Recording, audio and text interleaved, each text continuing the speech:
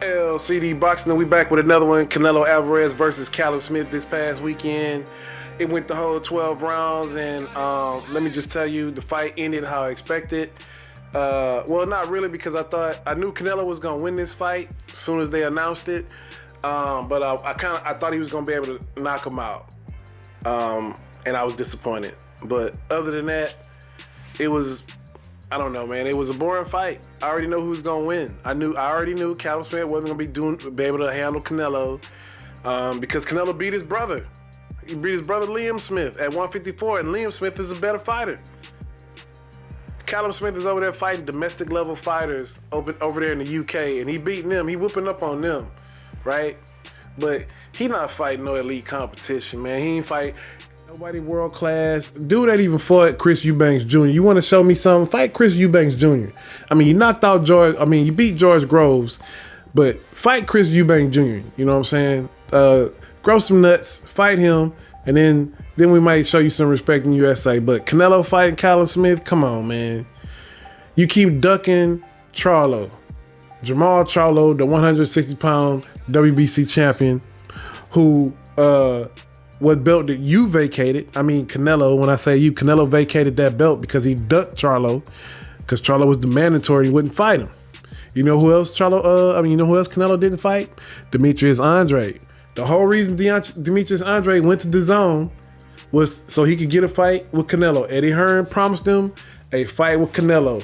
I don't even know, why are you fighters fucking around with Fast Eddie, okay? You seen what he did to Luis Ortiz. Luis Ortiz had, I think, the WBA belt at the time. He wanted to fight Anthony Joshua. Eddie Hearn said, hey, you sign with us, we get you the Joshua fight. Guess what happened? Luis Ortiz fell for the okie doke, signed with Eddie Hearn, had to fight who Eddie Hearn told him to fight because Eddie Hearn was promoting him. You know what I mean? So when he didn't fight his mandatory, guess what? He lost the fight with Joshua. He got stripped of his belt, and Anthony Joshua picked up that belt. So at heavyweight, Anthony Joshua has the WBA, the WBO, the IBF, and some other alphabet belt that don't even count. I think it's the IBO. I don't even know what the hell that is. That ain't even a real belt. And then Tyson Fury has the WBC belt, which rightfully belongs to Deontay Wilder, because he was cheated out that belt. And everybody know it, but nobody want to talk about it. Speaking of cheating, the WBC, who is real good friends with Canelo Alvarez, a couple years back, they had a falling out, and now they've been kissing Canelo ass so long, they pretty much give him whatever he want. The dude popped dirty, with clenbuterol, right? Clenbuterol is a performance-enhancing drug. Well, he popped dirty going into a fight with Triple G, and he said it was because he ate tainted meat in Mexico. Come on, man. Let's just be real.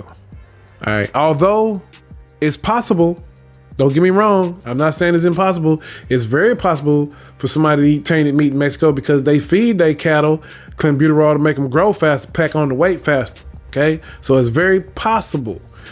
What I'm saying is, if that was the case, Canelo, as wealthy as he is, being a professional fighter who knows the rules, who is part of the anti-doping program, he knows what he's putting into his body. Come on, these guys are they multi-millionaires, man. They pay a lot of money to get in shape and to stay in shape. They know exactly what's going on with their bodies. Okay, you know what I mean? So I don't believe that.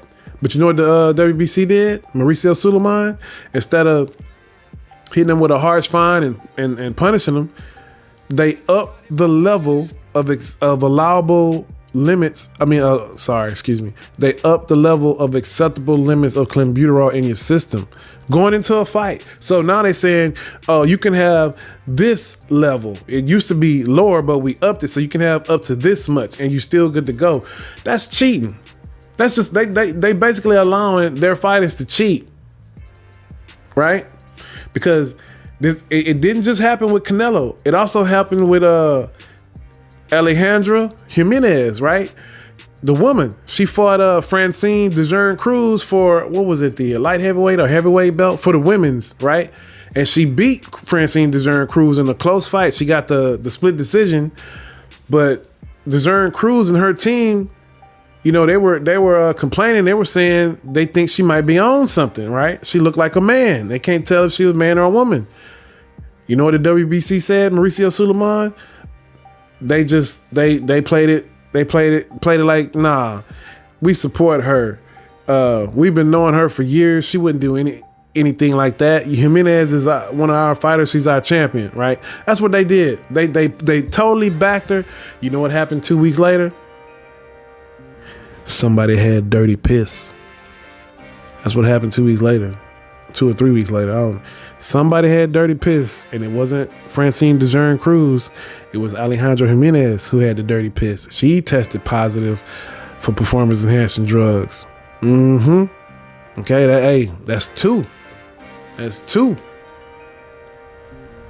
Did you hear the WBC apologize to DeJean-Cruz and her team? No. Did you hear him mention anything else about it? No. You know what did happen after that? A couple months after that is when they raised the acceptable limits of clenbuterol in your system. The acceptable amount. They got a history of cheating for the fighter they like. And it's always a non-black fighter. If it's a black fighter, they don't never investigate, look into nothing. It's absurd. It's totally bogus. This, that, and the third. But meanwhile, their fighters are the ones popping dirty all the freaking time. So I probably would have Canelo higher on my pound for pound list if it wasn't for the clenbuterol. I think he's a cheater. You know what I'm saying? You know, you could try to change my mind. It ain't gonna happen. You know, don't waste your time because I ain't changing my mind. But I was really disappointed in this fight, even though I love boxing. I really do love boxing. I was disappointed because Canelo fought a guy who everybody knew he was gonna beat. If somebody tell you they thought Callum Smith was gonna win this fight, they'll lie. You know, I believe me if they said, well, he got a chance. Everybody got a chance of boxing. But even with that chance, I had Canelo knocking him out. He didn't knock him out, but he beat him. He whooped him almost every round. I might have gave Callum Smith one round because I felt sorry for him. He looked like a little busier, and Canelo was taking a break. So I gave Callum Smith the round. But other than that, he got whooped, thoroughly whooped. He couldn't do nothing. You know what I mean? Which is I gotta apologize to people who watch my channel. I did a video of Canelo possibly fighting Caleb Plant when he separated himself from DAZN and Oscar De La Hoya and Golden Boy Promotions. That's what was going around in boxing, and it looked like they were talking, and then all of a sudden, nah, I'm not fighting Caleb Plant, which is the current IBF 168-pound champion. I'm gonna go fight Callum Smith. And I'm gonna go beat him. So he ducked Plant. He ducked Charlo.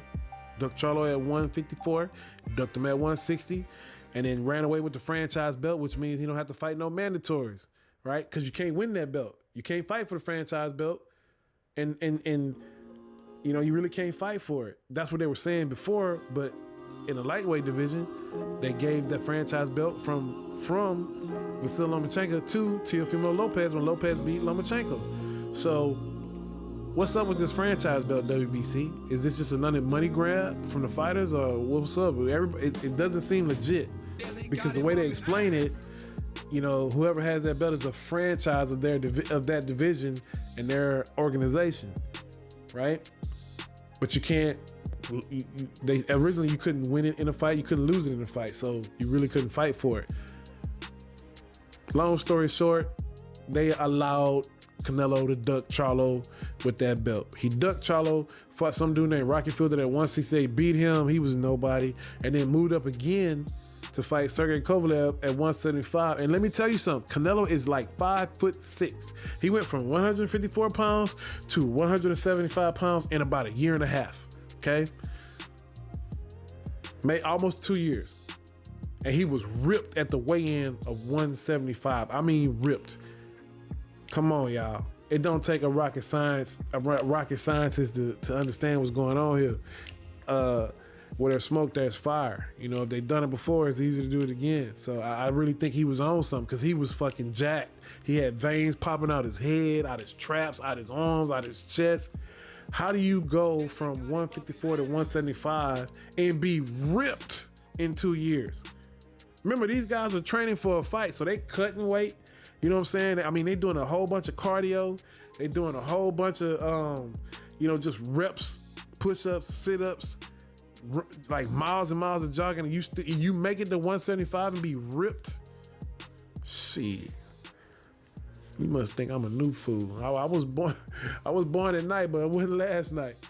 But anyway, man, long story short, fight Charlo, Canelo. Fight somebody, dude. Fight Andre. Fight Charlo. Quit dancing around, man. Fight David Benavidez. So he won't fight nobody that's a threat. You know what I mean? It's clear to see. So disappointed, man.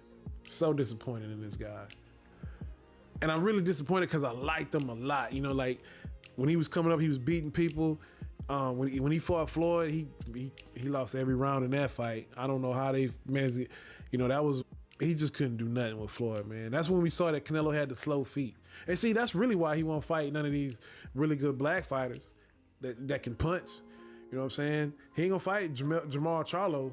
No, you know why? Because Jermall Charlo got footwork. You know, he got good ring generalship. He know how to move around the ring. He know how to fight off of angles.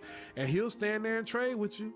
And I don't think Canelo will stand there and trade with Jermall Charlo because he is heavy-handed and he got a granted chin. So he's not scared to take a punch to give one back. And he got every punch in the book. Go back and look at how he knocked out J-Rock Williams. Okay, that was a very tactical fight. Very technical. It was like a chess match, a high-speed chess match. They were countering counters.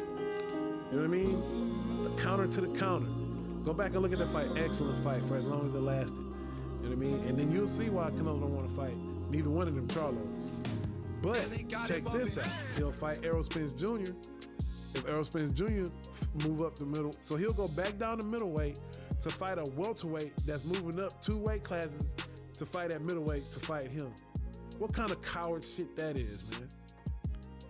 But he got the right one because Errol Spence Jr. can box. He got a great jab and he got good footwork, and that's everything that Canelo have problems with.